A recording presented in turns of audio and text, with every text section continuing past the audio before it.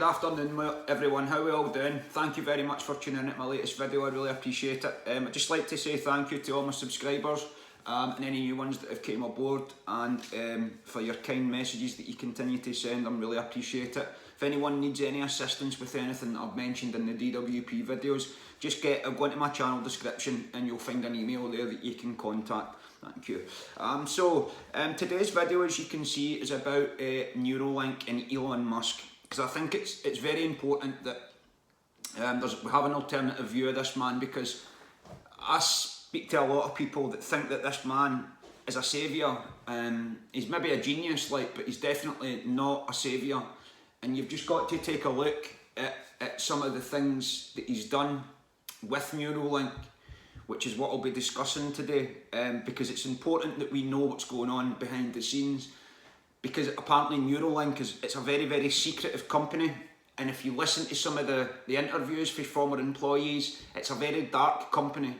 It's actually under investigation at the minute, or it was. It probably isn't now, because it's all part of the agenda, this, but which I'm going to go into that. So Elon Musk founded Neuralink in 2016.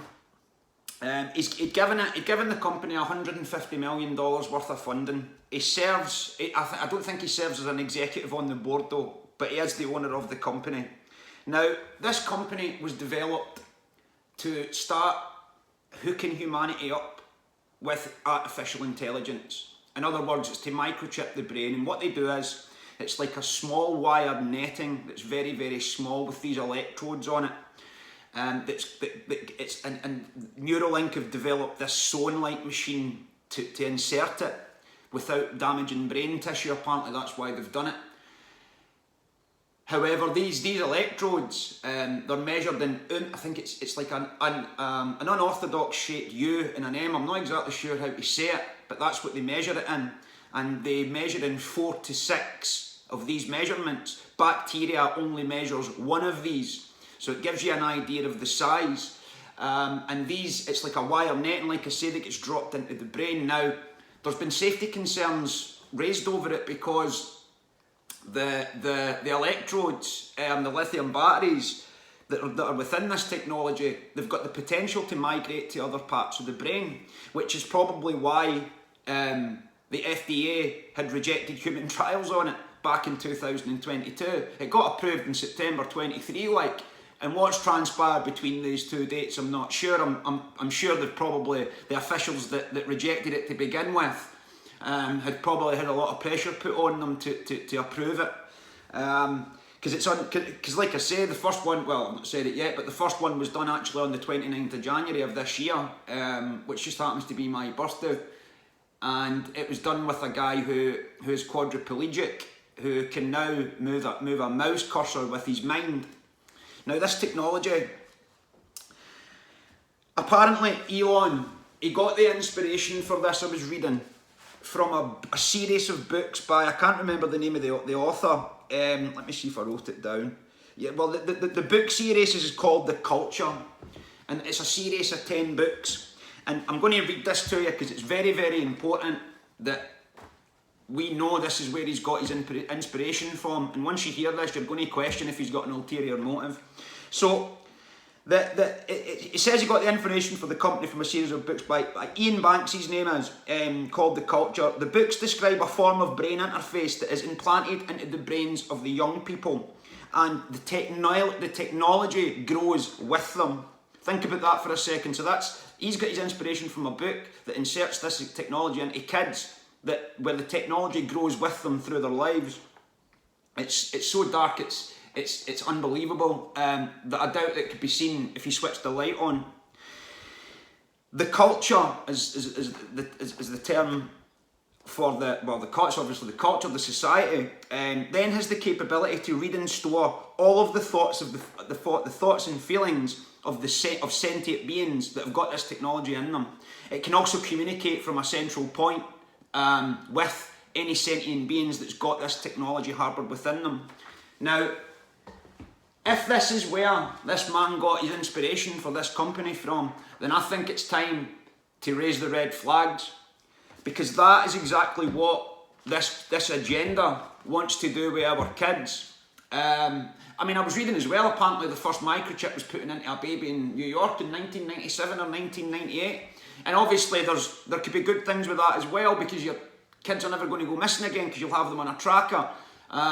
When you look at the potential for outside control, then I would say that we would need to put it down. That's just my opinion. I'm not going to tell people what to do, but this is dangerous stuff, and it's being sold that you'll become superhuman. Now, like I said, this guy who's a quadriplegic, I'm not saying that these types of devices cannot be inserted into people to then help them live a better quality of life. That's absolutely fine.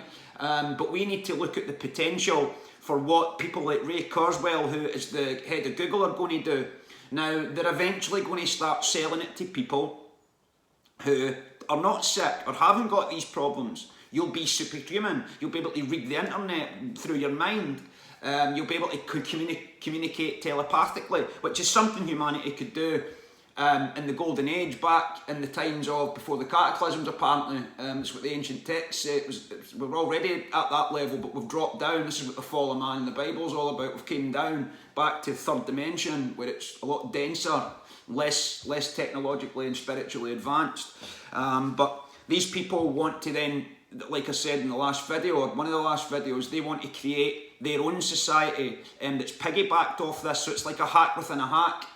Now, I was reading one of David Icke's books recently again. It's The Biggest Secret, and it's an amazing book. It's no wonder it's called the Rosetta Stone of conspiracy books, because it's just, honestly, every time I read it, I learn something new in it. But there's a passage in it that basically said, this was published in 1998, don't forget, that said that what the end goal of this group is to microchip everyone, a fully microchipped population, which was uploaded to a global computer.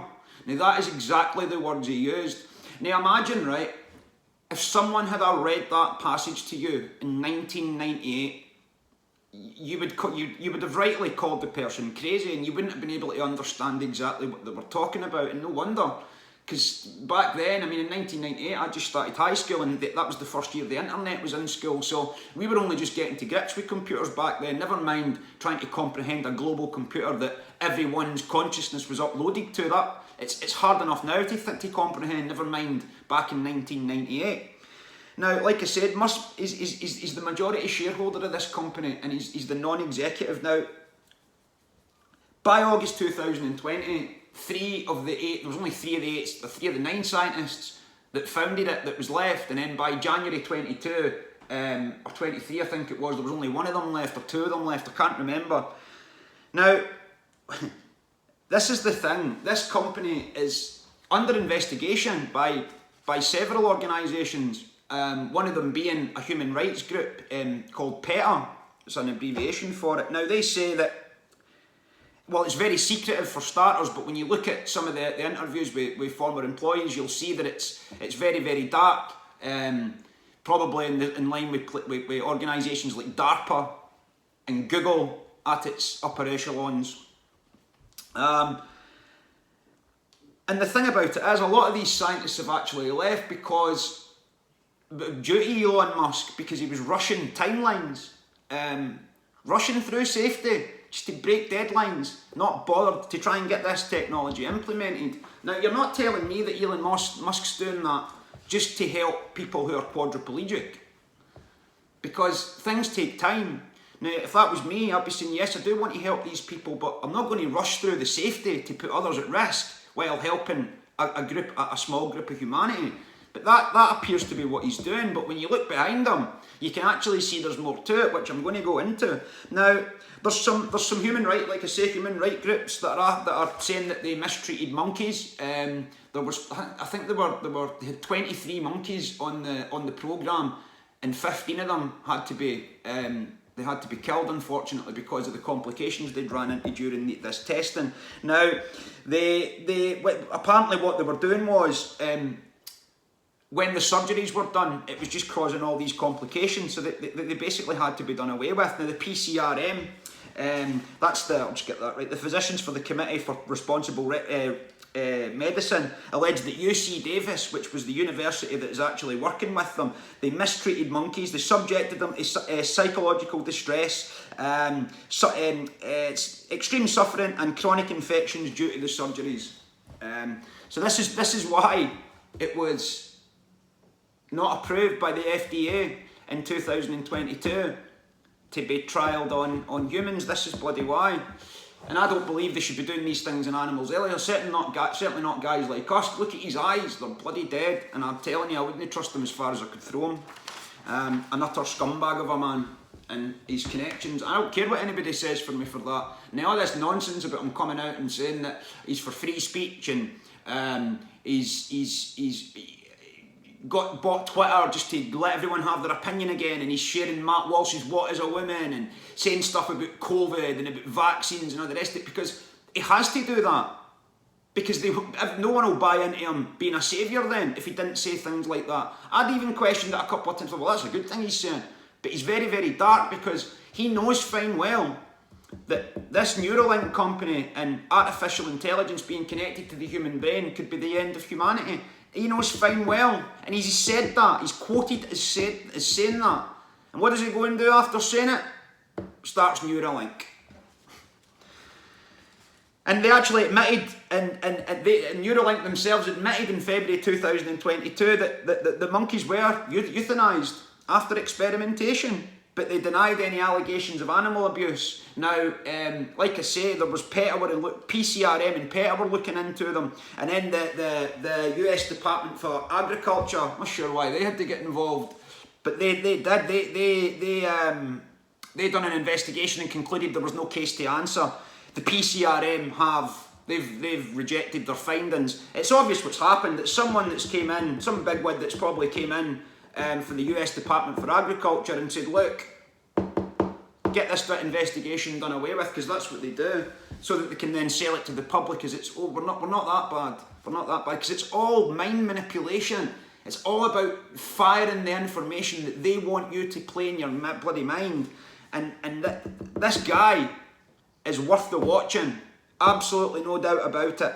Now, it does, I'm going to read this to you again, because Musk's demands for fast results, which was leading to the suffering and the death of these animals, pigs as well.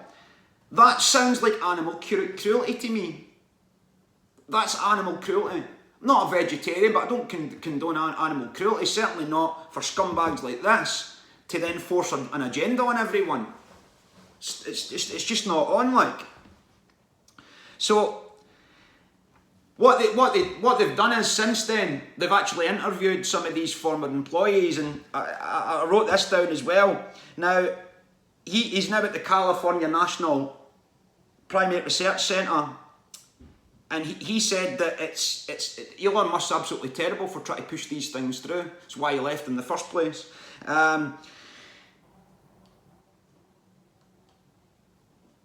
Yeah, so that's just reading there that the employee, it doesn't actually give his name, that Neuralink actually worked to keep details of animal suffering and death hidden from the public. So why would they be doing that? Surely if you're setting up something like this and you're doing it to help humanity, then surely you would come out and say, well, this is part of it. We need to try and help humans, so this is what we need to go through. But it's not that, because they're covering it up, because they're selling you something. That's why. The Securities and Exchange Commission were asked by the US lawmakers to conduct an investigation into whether or not Neuralink deceived investors by omitting details about possible animal deaths. So it's in many fronts these people are breaking the bloody law. And like I said before, the FDA initially rejected the trials. Why they'd done that's obvious after reading that. Who then approved it a year and a half later for it to be trialled on humans? I would really like to know the answer to that. Now, like I said, they're marketing this technology as helping people, and I'm not saying it can't do that. I'm sure there's many people out there, especially the quadriplegic that's been the first test of this. Of course he's advocated it, because it's given him a better quality of life, and anyone who's in that situation that gets this technology inserted into them, it's going to improve their quality of life. The problem is, as I mentioned before, this technology can migrate to other parts of the brain. And here's another thing, apparently, they can't surgically remove it because it's going to damage brain tissue. So you're taking a very big risk if you put that in there and things start going wrong, because like I mentioned before, this can be, read the literature, this can be controlled from a central point. Any sentient being that's got this can be communicated with from a central point. That's why it's possible for, if two people that's got it can then be involved in telepathy, because that's what it's doing.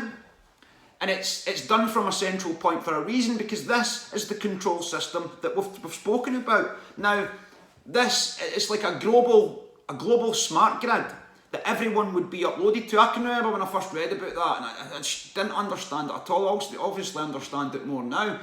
And the Internet of Things and Cambridge Analytica and all that kind of thing. And then you've got the electric cars. I mean, people's fridges can bloody speak to them now, and their cookers. And Elon Musk, as we obviously know, he's part of the electric car industry, which has failed. There's no doubt about that. I don't think anyone can argue for it now after we know what's came out about it. But he has to know that all this stuff he's doing with us is eventually in pursuit of this dystopian, artificially controlled society that I've spoken about. And we need to be street smart to it, because if we're not, then I'm afraid I'll worry for us, because there's so many people in denial, and I know people that like this guy and think he's amazing, made money from him, and that's fine. But see, when I say these things to them, they don't like it, because it's going against someone that they believe is doing good.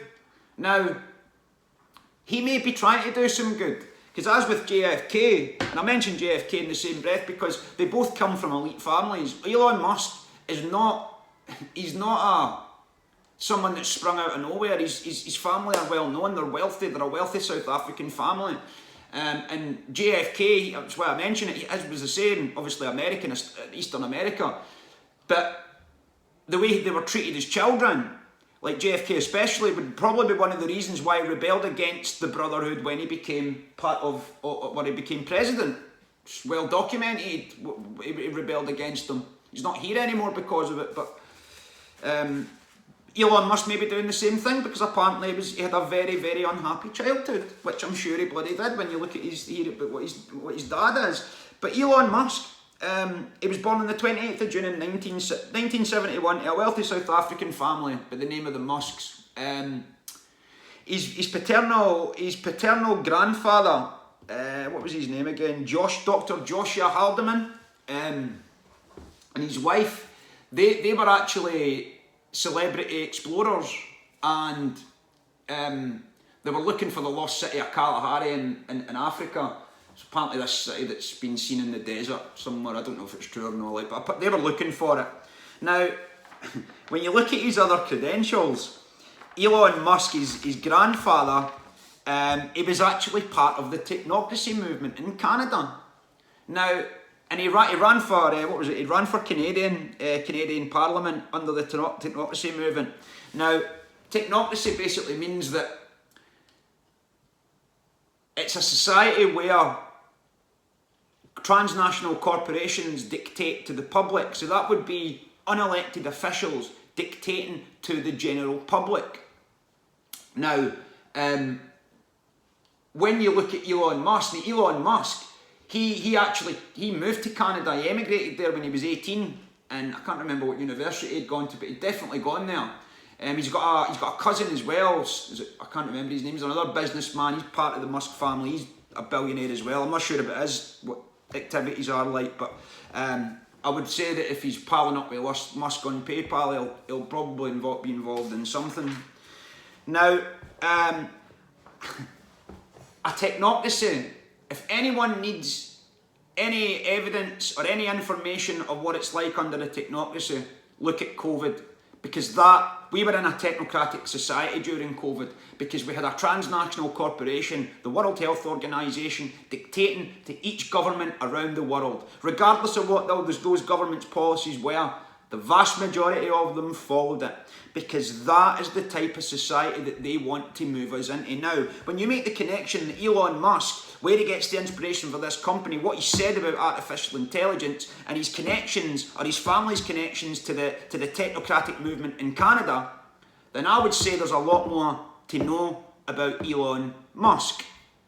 Now, when someone comes out and says that if it's not regulated properly, then it could be the end of humanity. This is artificial intelligence, right? Okay, that's fine.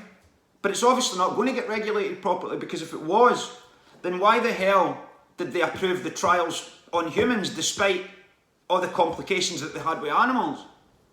So when Elon Musk says that, I don't put a lot of hope into someone regulating that correctly, because it is all part of the agenda. And as I've said before, people got laughed at in the 90s for saying that there was they wanted to microchip everyone, because in 1998, as I've already said, it's not possible to understand just how that could possibly be. But see, this is the thing, what's in the black projects, it's so much more advanced to what we're actually used to, what we've got in the public. Like the internet, DARPA had the internet in the 60s, we could have had that in the 60s. Tesla had a working smartphone in the 20s, we could have had that in the 20s. They release this stuff when they decide they want to release it. Now, as I said, Elon Musk, he's got a tumultuous relationship with his father. And this is his own words. He says, this is Elon's own words about him. He's done some of the most evil things imaginable. And I've heard he's connected to the Freemasons, so God only knows what Elon Musk means by that. And then you look a little bit further into him. This is Errol, this is his dad.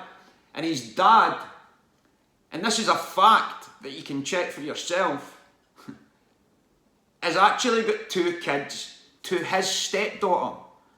So his dad married someone, divorced them, and then bloody started going with the stepdaughter, and has now got 2 bloody kids with her. Anyone that can do such a thing is got to be a deeply disturbed man. And I know you can't, just because of the sins of his father, you can't put Elon in that same category, but I'm not doing that. I'm looking at his actions, and his actions are red flags. But when you're someone that can impregnate a girl that you classed as a stepdaughter, that is a very, very dark thing. I'm sure you'll all agree. And if anyone done that in your street or in your life, or anyone that you'd known, I'm pretty sure you would be disgusted by it. But when people like Elon Musk do it, it's just the rich people, isn't it? Well, yes, it is. But you need to start finding out exactly what these bloody rich people are into, because it would absolutely blow your mind. And I'll just give you an example of that now. Elon Musk, he bought Twitter, and he's changed the name to X. X marks the spot. X is the mark of the beast. That X, when you look at it, is the square of Freemasonry. It is the side of it. One thicker bit, one thinner bit. Look at the square of Freemason, you'll see the partial X of Twitter.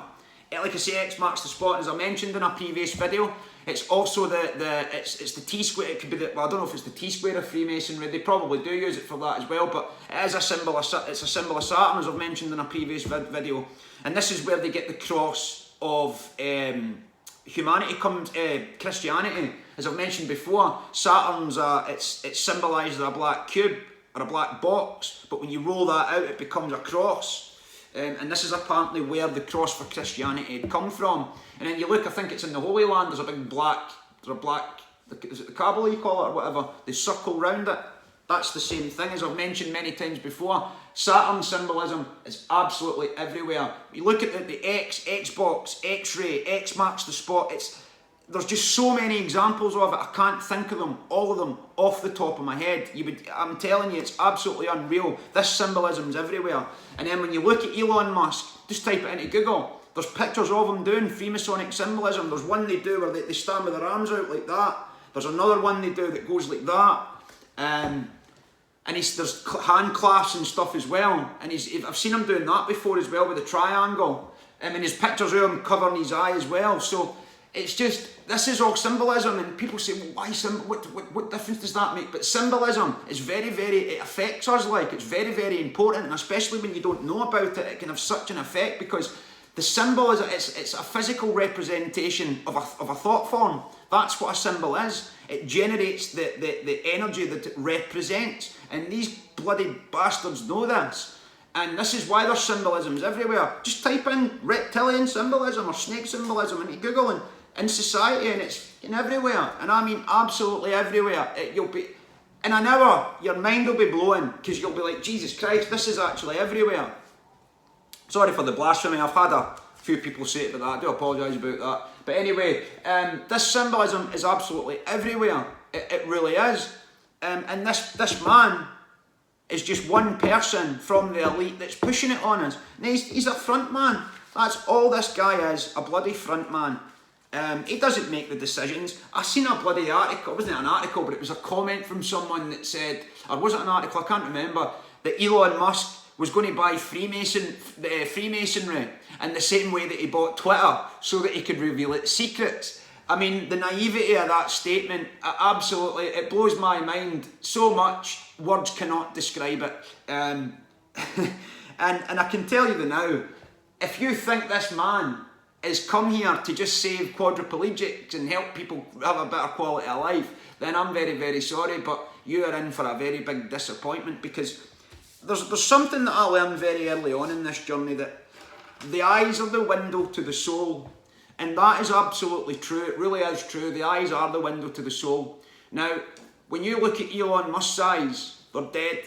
When you look at Tony Blair's eyes, they're dead. Look at Dick Cheney's, they're dead. Any number of politicians that are in high positions, look at their eyes. Don't watch their words. Watch their eyes. Honestly, it tells a story. It really does. I mean, Tony Blair's crocodile tears back in 2016 or 15 or whenever it was, when it came out that he lied about the weapons of mass destruction. The crocodile tears were an embarrassment. I hadn't long woke up when that happened, like going through my awakening, and it was embarrassing. I mean, I don't know if I would have noticed it the same if it had happened a couple of years before, but when I'd seen it when he'd done it, it was I cringed for him, and I cringed for anyone that believed that shit at the time, and I feel sorry for you if anyone that believes Tony Blair's a good man, because he's bloody not. I mean, you look into his background, he's even darker than this fucking clown here. So we need to be streetwise, and we cannot reject, even if you've made fortunes from his trading platforms, and you might be screaming at your phone just now telling me to shut up, and that's fine, but you need to, just because he's made you money, it doesn't mean to say that you can't criticise his other endeavours. Now, he's worked very, very hard with Mark Zuckerberg, as it happens, to bloody fire 5G at the earth with satellites. He's put about 1,200 up. There was an open letter from the Astronomy Society, because of all the debris that's been left in the bloody atmosphere for these rocket launches, and the astronomers aren't been able to see the galaxies they could see before, because they're covering the bloody earth with these satellites to beam 5G it is, which is detrimental to health, as I've said before. I might need to do a video on it because it's not been tested, and this is why they're desperate to put that through, because they know as soon as somebody tests it, it'll not get put through. Elon Musk, he's part of that. He's apparently got a contract from the FCC to do it. And when you're working with Zuckerberg on this type of thing, then I'm sorry, but that's another strike against you, because that's another scumbag that I would not trust to tell me the time. And they're working that bullshit as well about them having the fight. That was all a load of crap. That was just distractions, and people need to stop getting distracted by that shit, honestly, because that's what it is. And this is what they're doing, the damage that they're doing to the planet just by putting those satellites up. Go and read about it. Please do not take my word for it. Go and read about it, the environmental bloody problems they're causing.